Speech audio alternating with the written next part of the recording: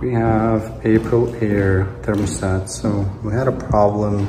So the thermostat was not working. I went down, checked the breaker, checked the furnace. Everything is working fine yesterday, and then today it wasn't working, and it wasn't turning on.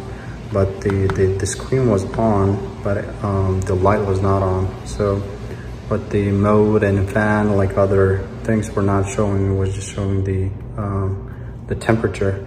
So I thought like maybe it was just because of the battery, and then the battery, low battery sign showed up here. So I just double checked the breaker and then the furnace, just to make sure they're all on.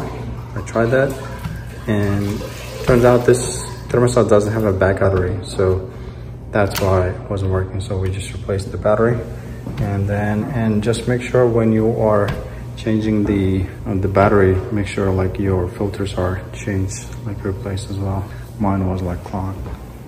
So this is a switch for the furnace, and the filter is right here. It's so bad. I actually changed it. So this is the old filter. It looks so dusty.